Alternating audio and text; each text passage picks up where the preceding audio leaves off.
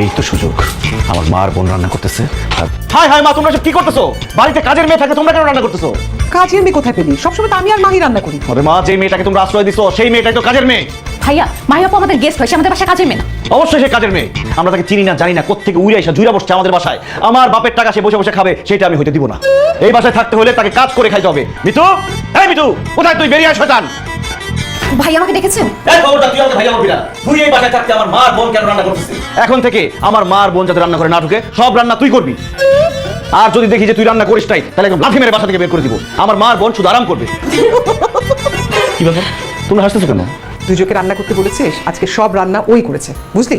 সকালে উঠে দেখি সব রান্নার আয়োজন শেষ, আমি আর মাহি হেল্প করতে গেছি, সেটাও করতে দেয়নি। আবার বলতেছিস মিতু রান্না করবে, আমরা হাসবো না? কি বলতেছো মা? সকাল থেকে সব মিতু রান্না করছে, তাহলে রান্না করে ঢুকে ওকে আমি দেখলাম না কেন? আমি একটু মশলা আনতে গেছিলাম ভাইয়া। আপনার আমাকে নিজের থেকে রান্না করার কথা বলার দরকার নেই, আমি নিজেই রান্না করবো। আপনি এখন আসতে পারেন। কিসের আসবো মা? তুমি ওকে রান্না করে না, ও রান্না পারে কি পারে না আল্লাহ জানে। পরে দেখা গেল খাবারের মধ্যে হলুদ মরিচ বেশি দিয়ে দিচ্ছে, আবার এমনিতে পেট খারাপ, পরে আর বেশি পেট খারাপ হয়ে যাবে। এই, তোর রান্না করতে হবে না, তুই রান্না করতে বেরো, যা বেরিয়ে যা। আমি রান্নার উপর কোর্স করেছি, আর বাসার সবসময় রান্না তো আমি করতাম, সো রান্নার ব্যাপারটা আমি খুব ভালো মতো জানি। আনছি, আপনি বলবেন নাকি আমি বলবো? মাসুম, মিতু খুব ভালো রান্না করতে জানে। আজকে সব নতুন রেসিপি দিয়ে রান্না করেছে, তুইও রান্না খেলে পাগল হয়ে যাবে। আমি সুস্থ আছি, ভালো আছি, ওর রান্না খেয়ে আমি পাগল হতে চাই না। এই তুই রান্না করতে বেরো, যা বেরিয়ে যা। আনছি, ওনাকে রান্নাঘর থেকে বের করবেন নাকি আমি ঘাট ধাক্কা দিয়ে ওকে বের করবো? মানে মিতু আপু, তুমি শান্তিতে রান্না করো তো, আমি আর মা ভাইকে বের করছি। মা ধরো তো তোমার ছেলেকে। মা দেখো দেখো,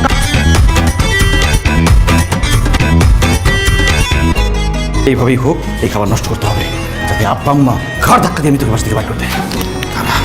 মরিচটা কিভাবে দিতেছি। আজকে কিন্তু সব রান্না করেছে মিতু, জানো? আমি আর মাহি কোনো হেল্পই করিনি।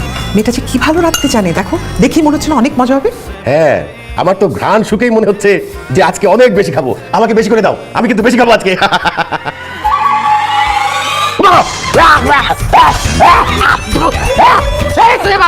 এরকম করছো কেন? আমি যে পরিমাণ জাল দিছে আর লবণ দিছে, কটা হয়ে গেছে জাল। আমি যে অসম্ভব, হতেই পারে না। আমি খেয়ে দেখি, খেয়ে দেখ তো।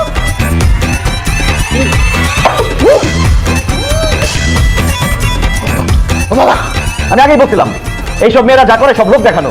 সে বলছে তোমাদের যে সে রান্না করতে পারে, যাতে তোমরা খুশি হয়ে তাকে 2 দিনের জায়গায় 4 দিন আশ্রয় দাও। আসলে সে পুরো ডিমটা পারে, রান্না বানানো দূরের কথা। এই তুমি রান্না জানো না, তুমি রান্না করতে গেছো কেন? আমার এমনিতেই পেটে ঝামেলা চলতেছে, এখন এই ঝাল খেয়ে আমার 12টা বেজে যাবে। কি? আমার আব্বা অসুস্থ হয়ে গেছে খাবার খেয়ে? এই ডাইনি শয়তানি, তোর খাবার খেয়ে আমার আব্বা অসুস্থ হয়ে গেছে, তোকে এখন ঘাট ধাক্কা দিয়ে বাসা থেকে বের করে দিব। তারা অবশ্যই বাসা থেকে বের করে দিবেন। আমি যদি কোনো ভুল করে থাকি, আমি অপরাধ করে থাকলে আমাকে বাসা থেকে বের করে দিবেন, আমি মাথা পেতে নিব আমার শাস্তি। কিন্তু তার আগে আঙ্কেল, আমি একটা জিনিস আপনাদের দেখাতে চাই। আঙ্কেল, আন্টি, আমি এখন আপনাদেরকে একটা ভিডিও দেখাবো।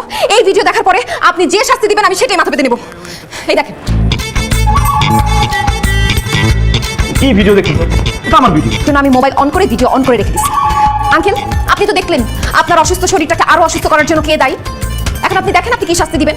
তুই এত অসভ্য মাসুম, মেয়েটা এত কষ্ট করে এতগুলো রান্না করলো, আর সেখানে তুই লবণ আর মরিচ দিয়ে নষ্ট করলি।